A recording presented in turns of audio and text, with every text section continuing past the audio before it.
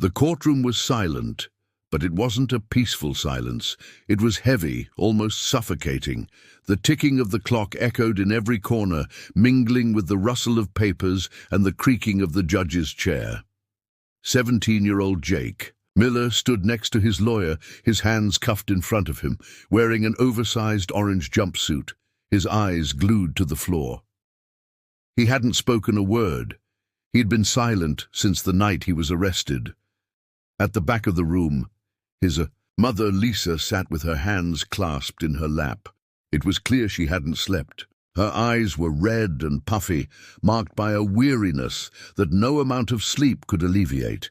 She had tried to contact every lawyer she knew, but no one answered, or they said it was too late or too expensive. The judge didn't immediately look up. He simply shuffled through some papers on his desk before starting his statement. In the case of the state of Georgia versus Jake Miller, this court finds the defendant guilty on all counts. There was no pause, no emotion in his voice. It sounded as though he was reading a shopping list. The sentence is as follows: life in prison without the possibility of parole. There was nothing more, no explanation, no time to process. Lisa let out an involuntary gasp, as if the air had been knocked out of her lungs. "No, no, please! He didn't do it! Please, Your Honor!" She tried to stand, but her knees buckled, causing her to fall to the floor with a thud, her arms reaching out, her elbows scraping against the ground. A sob escaped her lips, sharp and intense. No one came to her aid, not the security guards, nor the officer, nor even the lawyer standing next to her son. The judge didn't move, didn't look at her. Jake didn't budge, didn't blink. He just stood there motionless. In his hands, he held a crumpled piece of paper, worn at the edges. It was a drawing, a charcoal sketch of his mother reading under the lamplight in their living room. He had made it the night before his arrest. Now it was crumpled between his fingers. The bailiff stepped closer. "Come on, Jake." He didn't resist, didn't ask any questions as they led him toward the side door. He looked over his shoulder and saw his mother on the floor, still reaching out toward him, her mouth moving as if she were praying or simply trying to breathe. The door clicked shut behind him. The courtroom was already preparing for the next case. He hadn't just been sentenced. He had been discarded, forgotten, erased. Before the trial, before the orange jumpsuit, before the sentence that took everything away, Jake Miller was just a quiet kid with a sketchbook. He lived with his mother in a small apartment on the second floor of Maple Street. One bedroom, a couch, a modest kitchen. They didn't have much, but it was home, and for Jake, that was enough. He wasn't the type to draw attention. He didn't talk much in class, didn't mingle in big groups, but he paid attention to things, how a teacher's shoulders tensed on bad days, how the light hit the side of the school building at sunset. He kept all of that in his mind and later put it on paper. Jake had always loved drawing. He carried his sketchbook everywhere, even to lunch and while waiting for the bus. Some pages were filled with faces, classmates, teachers, people he saw on the street. Others showed scenes, a broken fire hydrant, the corner store on Fifth, his mum sleeping on the couch with a book in her lap. He didn't post his drawings online, didn't show off, didn't feel the need to, but there was one place where he felt seen, the county library 6 blocks from school. It had an old, slow scanner in the back corner, near the genealogy section. It was slow but clean. That's where he would go after school to scan his best works. Miss Sarah, the librarian, always smiled when she saw him come in. Back again. "Jake, those art schools won't know what hit them when they see your work." She really believed that. She was the first person besides his mother to tell him he had talent.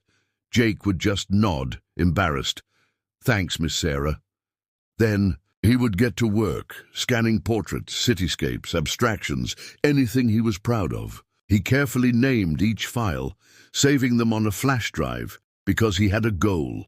He was applying for the Art Future Scholarship, a national program that could take him to one of the best art schools on a full scholarship. He knew the chances were slim, thousands of applicants, but he still believed it was the biggest thing he had ever fought for. The day he received the recommendation letter from his English teacher, he didn't tell anyone right away. He just tucked it into the inner pocket of his sketchbook and walked home slowly, as if he were carrying something sacred. That night, he stopped at the corner store to pick up dinner. A sandwich for himself, strawberries for his mom, her favorite. He always bought them when he had a little extra money. When he got home, she was folding clothes in front of the TV. He handed her the small container, and she smiled, tired but warm. "You remembered?" she asked. "Of course," he replied, already pulling out his pencil. He sketched her while she folded a worn-out shirt, the way her brow furrowed in concentration, the curve of her hand as she moved the fabric. He didn't show her the drawing yet. He saved that for later, for the scholarship portfolio under a section he titled Home. It was a Thursday afternoon, on a day when the sun felt warm on your back and you forgot for a moment that something bad might be lurking. Jake had just finished scanning his works at the library. Everything had gone smoothly. He checked his vials, packed up his sketchbook and headed home. But first, he stopped at the corner store, Silver's Market. He went there often. He picked up a bag of chips, a chocolate bar, and a small container of strawberries for his mom. It cost $6.75. "Working on something big?" asked Mr. Silver from behind the counter. Jake nodded. "Scholarship stuff." The man smiled and handed him his change. Jake stepped outside, a plastic bag in one hand and the sketchbook under his arm. He had taken just a few steps when everything happened. Tires screeching, 2 police. Cars arrived quickly, without sirens, just a heavy presence. Lights flashing, full of authority. Before Jake could turn around, he heard a voice from the ground. "Hands where I can see them." He froze. Another voice behind him, louder, more authoritative. "I said, get down." Then rough hands, grabbing his arms, pulling him backward. The snack bag hit the pavement. The strawberries burst, juice, spreading across the ground in red splatters. The sketchbook fell, pages flapping, graphite lines smudging in the wind. Someone shoved him face first into the concrete. His chest hit the ground hard, the air knocked out of his lungs. He heard the click of handcuffs. The cold metal bit into his skin. "Black kid, blue hoodie, fits the description," one officer said to the other. Jake opened his mouth.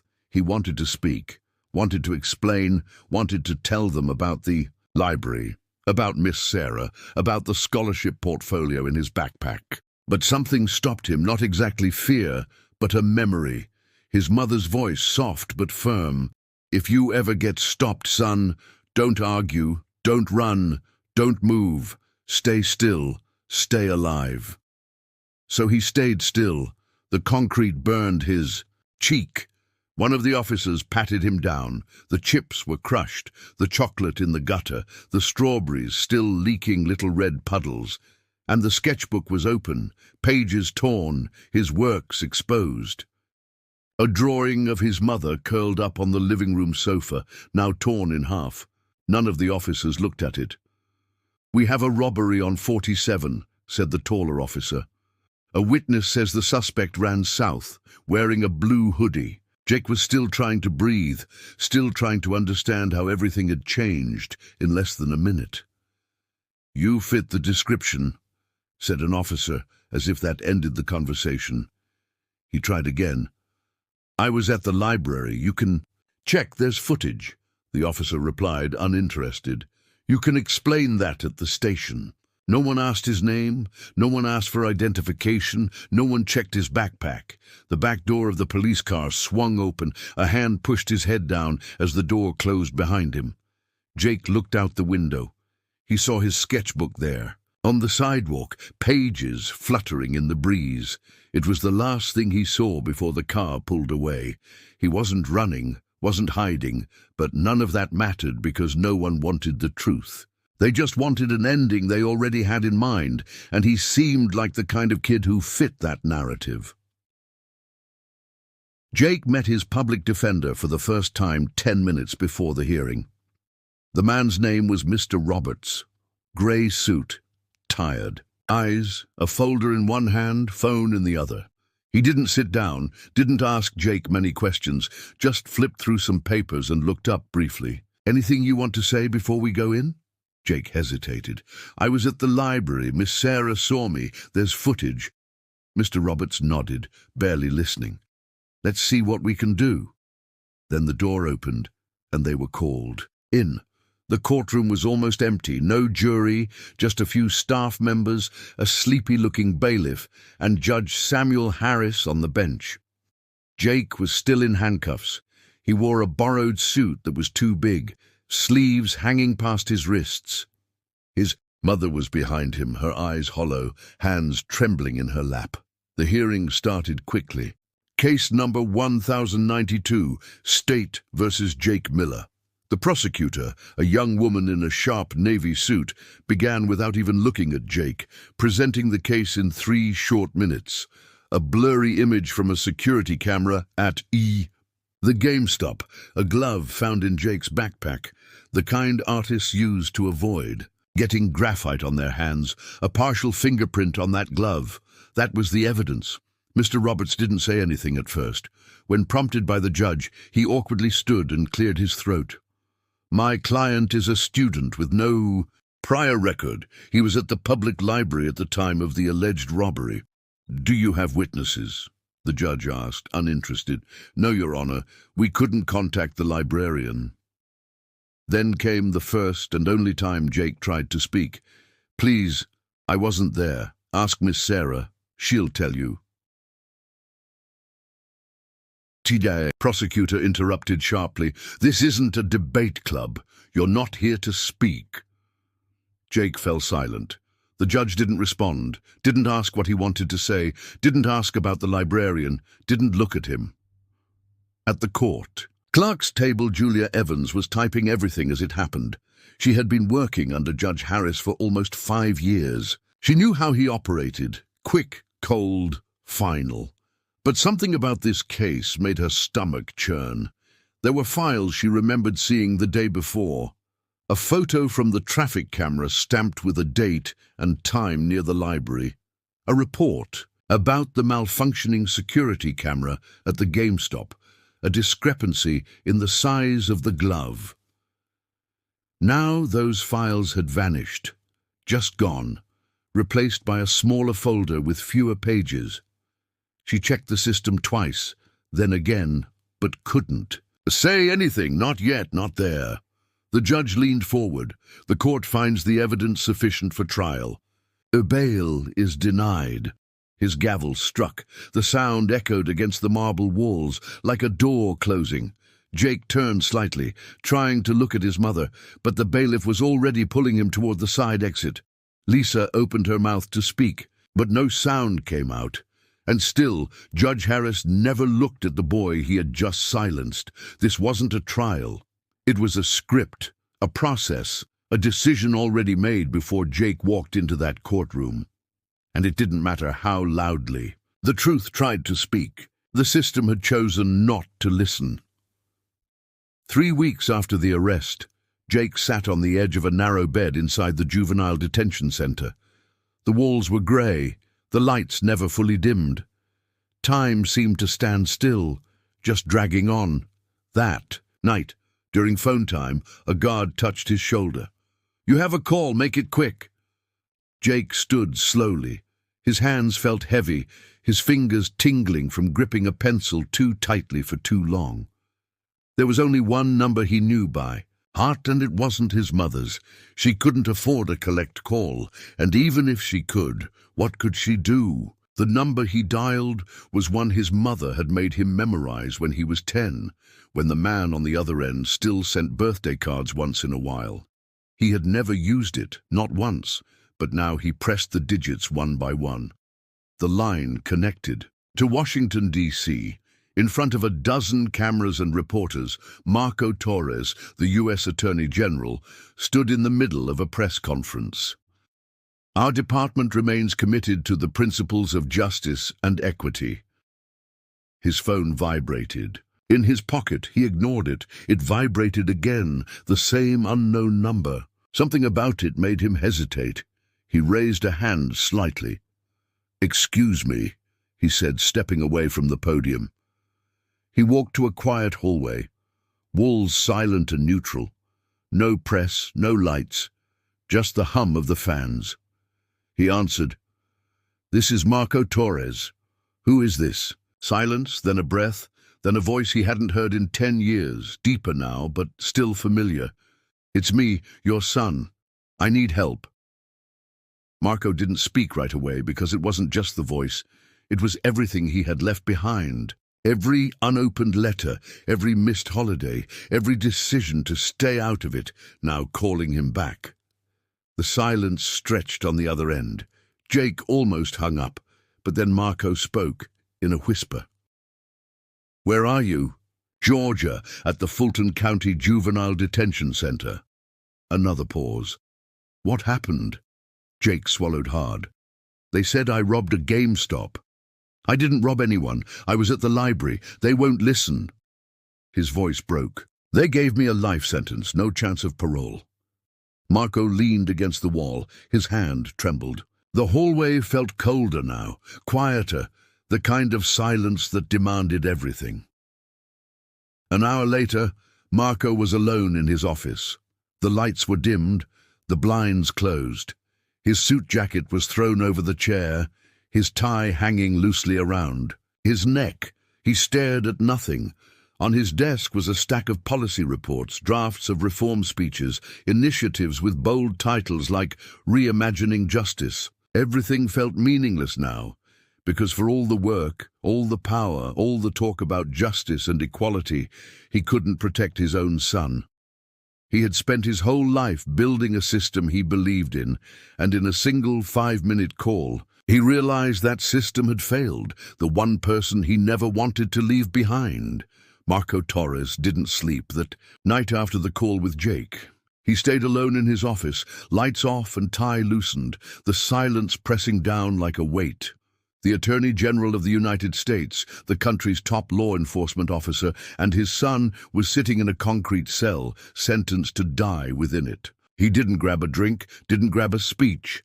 Instead, he opened his laptop, typing Miller Jake Case 1258 JD Fulton County. The documents loaded slowly, line by line, image by image. The first red flag came quickly.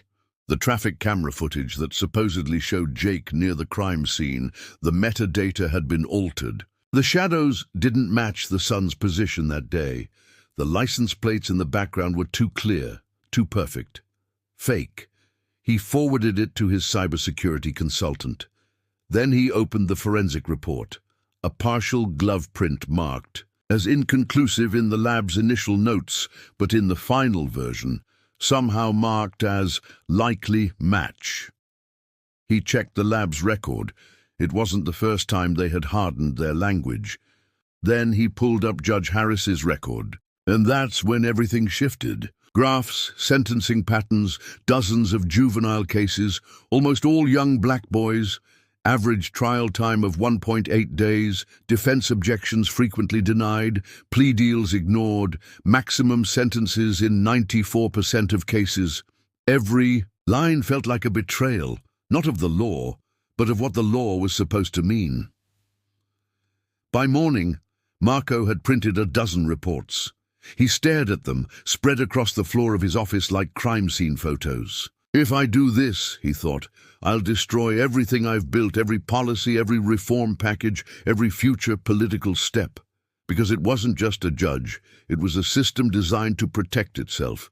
If he exposed it, the retaliation would be brutal. That afternoon he made a call. Professor Mendez, now retired, living in North Carolina. Mendez had taught him civil liability law and constitutional ethics, and more importantly, had never been swayed by politics. They met at a quiet cafe near the DOJ building. Marco sat with hollow eyes.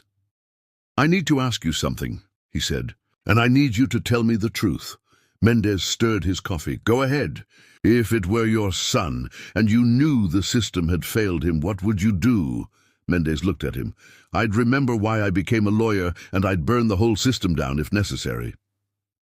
That night, Marco returned to the DOJ under the cover of darkness. No security briefings, no press staff, no cameras, just purpose.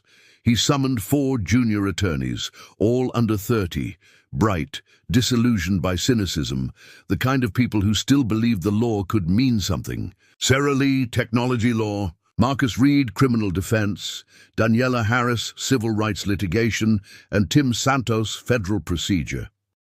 They gathered in a quiet conference room, curtains drawn, phones off. Marco spoke plainly. "You don't speak about this outside this room. You report only to me. We're opening an investigation into Judge Samuel Harris and all the cases he's touched in the last 10 years. Sarah blinked. "On what grounds? Corruption, suppressed evidence, judicial misconduct?" "You'll see it all."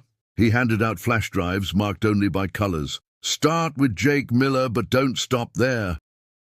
He had spent his entire life climbing to the top of the justice system, and now the only way to save his son was to destroy that system, not out of revenge, not for politics, but for the truth. And this time, he wasn't going to look the other way. Julia Evans had always been the kind of person the system liked: quiet, efficient, invisible. She typed quickly, kept her head down, followed the rules. 5 years under Judge Harris taught her to survive. Don't ask questions, don't stand out, don't care too much. But now, every time she tried to sleep, she saw his face. The quiet boy with the sketchbook, Jake Miller, just a kid. The email was short, no name, no signature. "I have documents, internal memos, evidence that was removed.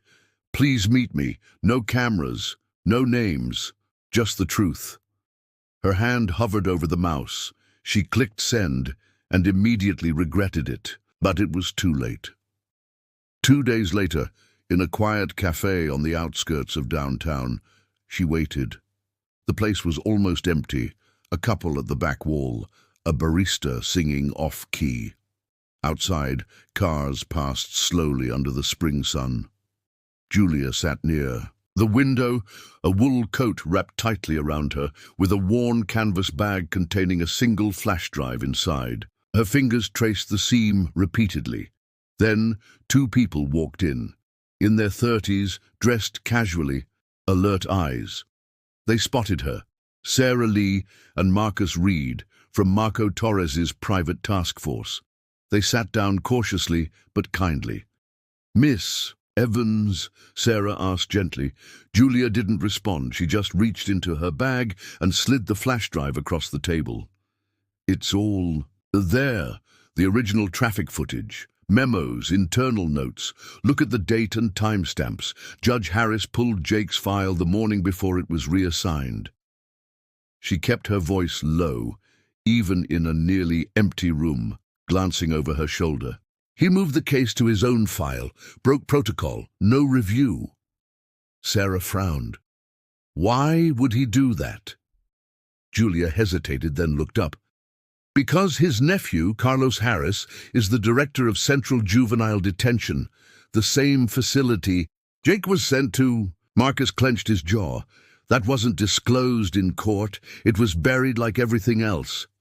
She reached for her cup. The coffee had been cold for hours. "A week ago, someone broke into my apartment," she said quietly. "They didn't take my laptop, didn't touch my jewelry, just rifled through my brother's immigration papers, the green card file." Sarah's eyebrows furrowed. "That's a threat." Julia let out a hollow laugh, the kind that doesn't reach the eyes. "Yes, I got the message." She fell silent for a moment, then reached into her coat pocket and pulled out a folded note. A sketch Jake had left behind on his bench in court, a small drawing in rough pencil. "He used to draw in court," she whispered. "Little things, corners, people. He saw everything, even me." Her eyes sparkled. "That's why I'm here, not because I'm brave, I'm not. But he saw me when no one else did, and now the whole system is pretending not to see him." She exhaled. "I can't stay silent anymore. He was just a kid, and they're trying to erase him like he never mattered." Sarah and Marcus didn't speak immediately. Instead, they watched her, not with suspicion, but with something close. To admiration. Not every hero shows up in armor. Some show up in sensible shoes, clutching a cold cup of coffee and refusing to disappear. Julia Evans should never have been a hero. She was a court clerk, a footnote, a quiet hand behind the record. But in a system built on silence, even a whisper can start a quake. And in that cafe, a whisper was about to shake the entire system. The walls had always been the same, grey, damp, immovable. But something inside Jake had changed. He wasn't sleeping, not well. The nights blurred together, a long corridor of silence.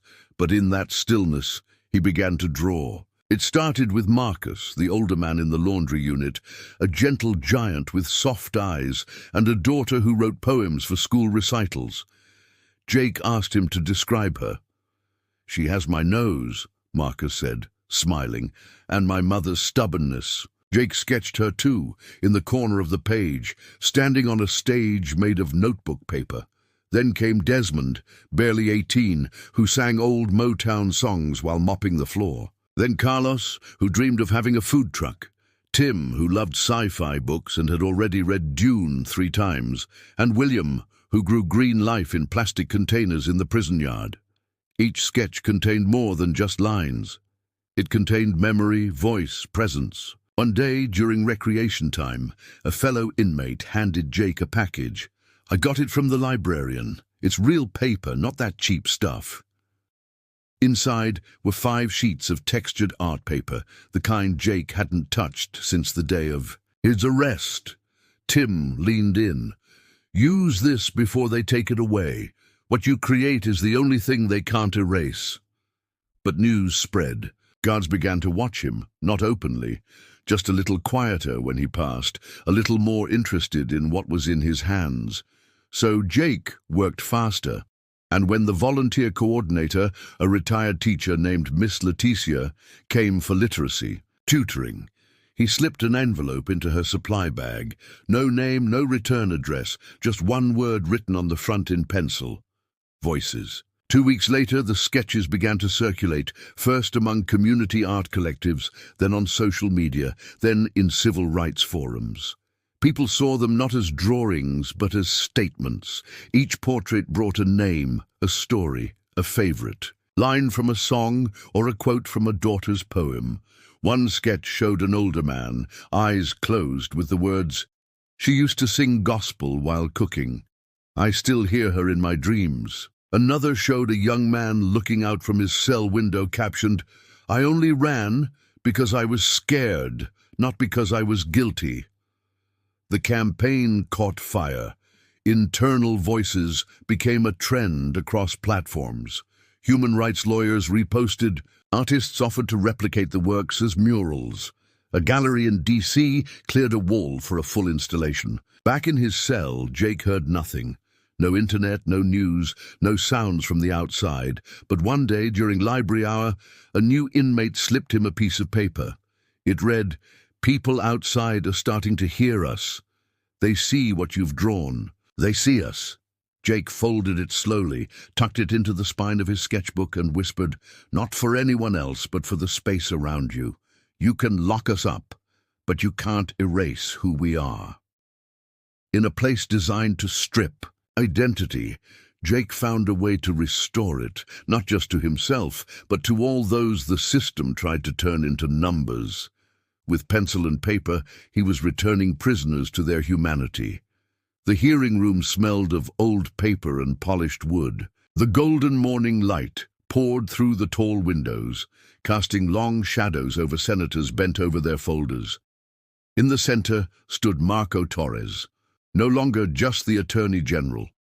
That morning, he was not a politician, he was a father. It wasn't a typical hearing, it was a reckoning.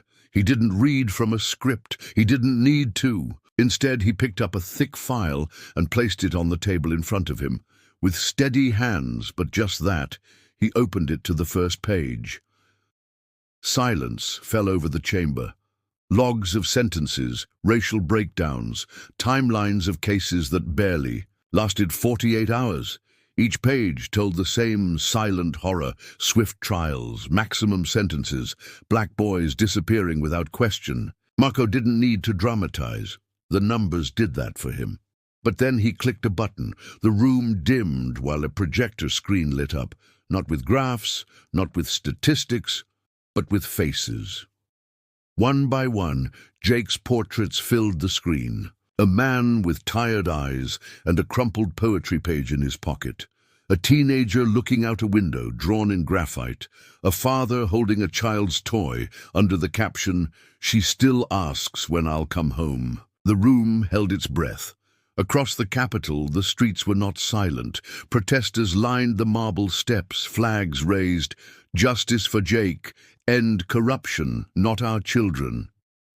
Internal voices. Truth. A group of law students formed. A silent circle, each holding a printed portrait. Above them, on the courtroom wall, a massive projection of Jake's sketchbook flickered in the sunlight. The media lit up, news anchors speaking in hushed tones as they displayed split screens. One side showed Marco standing at the podium, jaw clenched in restraint. The other, Jake's pencil drawings rolling like testaments across the screen. The New York Times reported, "Justice system shaken by evidence of judicial bias." NPR said, "Teens' artistic campaign becomes national movement." CNN, "Internal voices expose years of misconduct in courts." The pressure was no longer political. It was public. It was personal. Back in the hearing room, Marco spoke again, this time softer, almost to himself. "I used to believe the system could fix itself. I believed in the slow walk of justice." He looked up, meeting the eyes of the senators one by one. But delayed justice is not justice, and for many, it has never been an option. That day, Marco didn't just expose a judge. He pulled back the curtain that the nation refused to touch, revealing a rot that extended far beyond Jake, and in doing so, transformed whispers of injustice into a national roar. Outside, the cry grew like a tide. "Justice for Jake. End racist. In courts, we see you now." In that moment, it was no longer just about one boy. It was about all the names no one had spoken, all the faces the courts had disregarded. And now the nation was finally looking. The Federal Appeals Court looked nothing like the one where Jake had been initially sentenced. There were no flickering fluorescent lights, no hurried files, no eyes looking past him as if he weren't there. Here light entered through arched windows, and they were ready to listen. Judge Diana Silver sat on the bench, her calm but imposing presence, a woman who once defended those the system forgot. She adjusted her glasses, looked around the room, and nodded. "We will now hear the appeal of Mr. Jake Miller." This time, Jake was not alone. Beside him was a team of civil rights lawyers, behind him his mother Marco, and the weight of a nation watching. The evidence was laid bare, like bones. Tampered footage, buried reports, a judge with financial ties to the very prison Jake was sent to. Then came the voice no one expected, a witness hidden behind a screen, voice distorted, but words cutting clear. Julia Evans. She spoke of document removals at night, trial records sealed too early, of Judge Harris pulling Jake's case, ignoring all standard protocol. Her voice trembled at first, then steadied. "I knew the boy was innocent, and he chose to silence him anyway." When her testimony ended, silence fell over the room. Judge Silver turned to Jake. Her tone was not cold like Harris's. It was and careful human. "Mr. Miller, before I render my decision, is there something you would like to say?" He stood still, thin, quiet, but firm.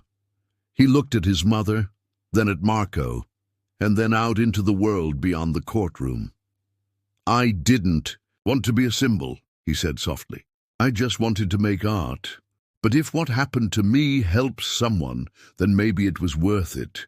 He sat back down and waited. Judge Silva didn't hesitate.